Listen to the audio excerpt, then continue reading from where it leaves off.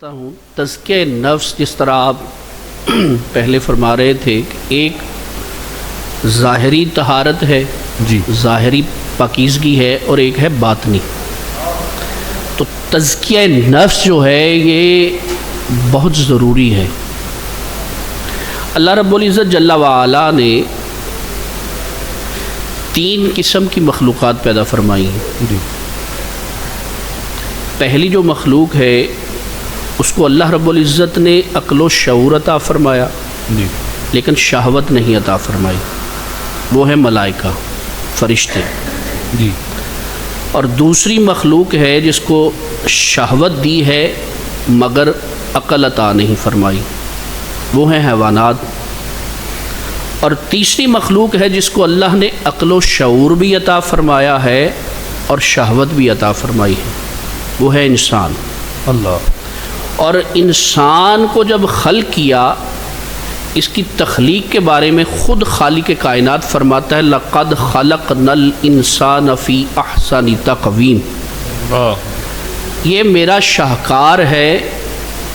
پھر اس شاہکار کو اللہ نے منصب احسن تقویم پر قائم رکھنے کے لیے ایک حکمت و دانائی کی راہ بھی دکھائی۔ اللہ۔ چونکہ انسان کی فطرت میں اللہ نے 2 چیزیں رکھی ہیں، ایک ہے خیر، اس کے سامنے اللہ نے 2 راستے رکھے ہیں، ایک ہے خیر والا، ایک ہے شر والا۔ اللہ رب العزت جل وعلا ساتھ ہی عقل و شعور دے کر انسان کو آزماتا ہے کہ یہ کون سی راہ کو اپناتا ہے۔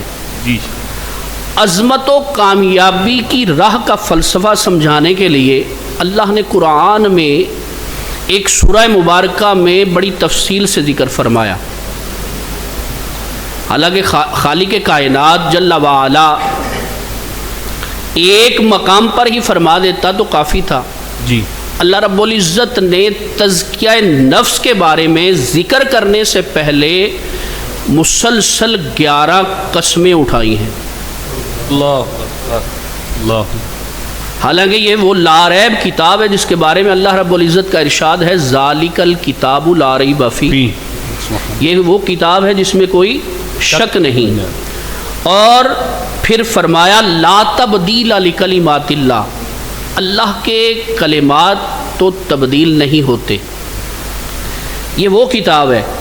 اللہ رب العزت جل وعلا نے 11 قسمیں اٹھائی ہیں، یہاں قسمیں تاکید کے لیے اٹھائی گئیں، اور اس لیے بھی کہ 11 قسموں کے بعد جو آگے بات کی جا رہی ہے وہ بات بڑی اہم ہے۔ اللہ اکبر۔ اللہ رب العزت یہ چاہتا ہے کہ میرے بندے جو میں ان کو حقیقی کامیابی دینا چاہتا ہوں میری رحمت کے ذریعے، میرے فضل کے ذریعے، وہ میری رحمت اور میرے فضل سے محروم نہ رہ سکے۔ اللہ اکبر۔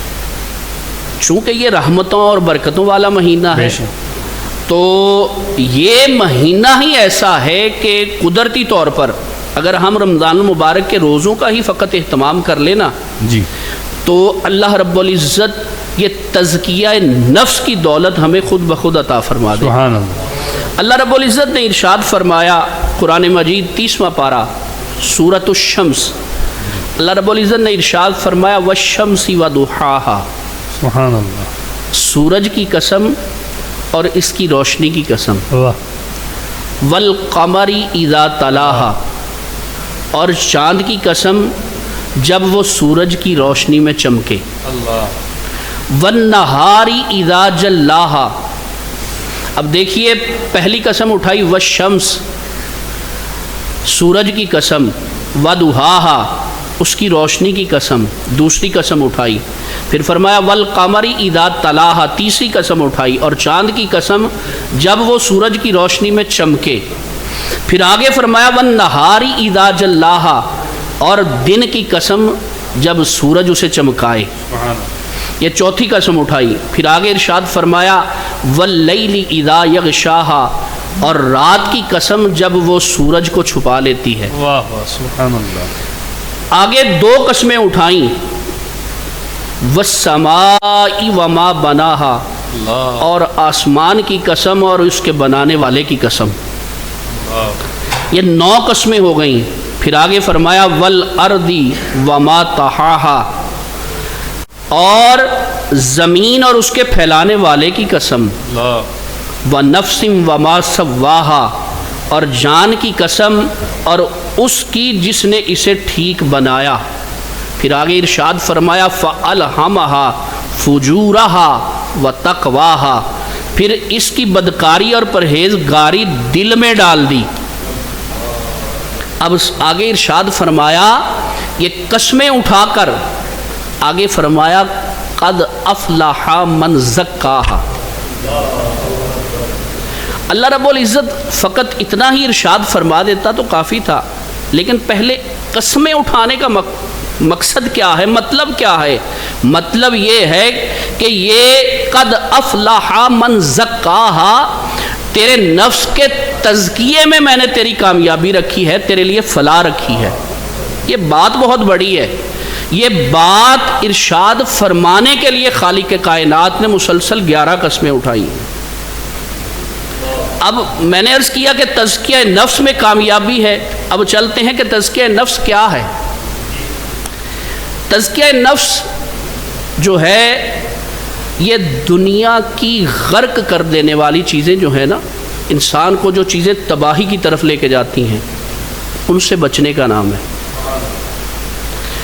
معصیت کی راہوں سے، گناہوں کی راہوں سے گریز کرنے کا نام ہے، اور گناہ آلود زندگی سے فرار حاصل کرنے کا نام ہے.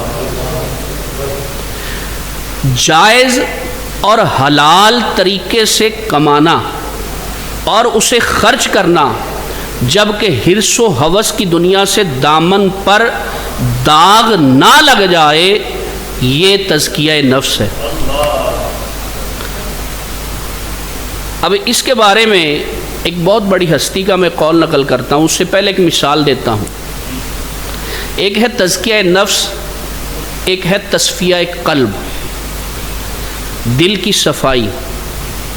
عام طور پر لوگ دل کے قلب کے لیے بھی تزکیہ قلب بول دیتے ہیں، حالانکہ ایسا نہیں ہے. تزکیہ نفس ہے، تصفیہ قلب ہے.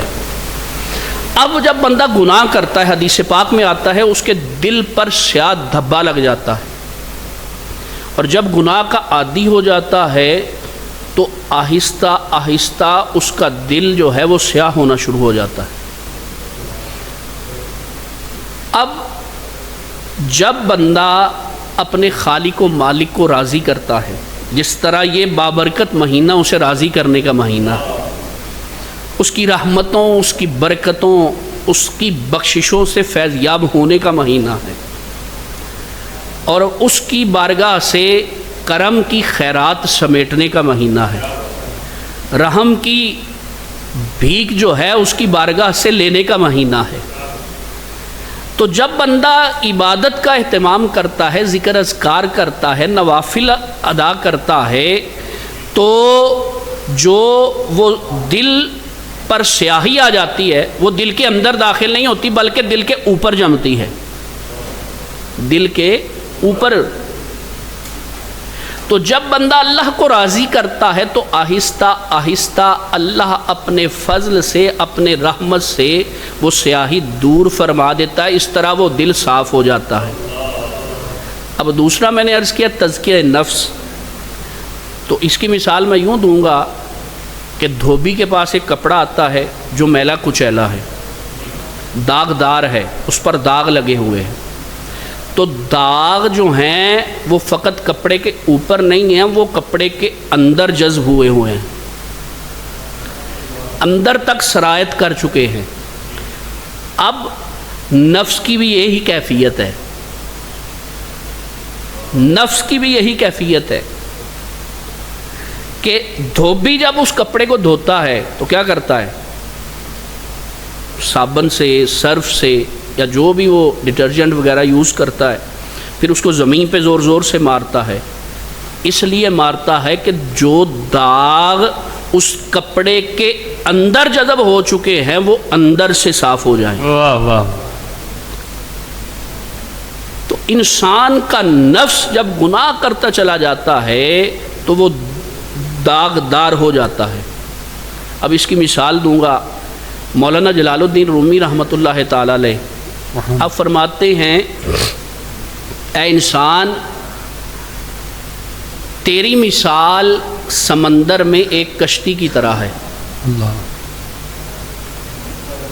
تیری مثال سمندر میں ایک کشتی کی طرح ہے۔ سمندر دنیا ہے، اللہ، تو نے اس دنیا میں سفر بھی کرنا ہے اور اپنی کشتی کو بخیر و عافیت منزل مقصود تک بھی پہنچانا ہے، اللہ، تاکہ سمندر کا پانی اس کشتی میں داخل نہ ہو سکے۔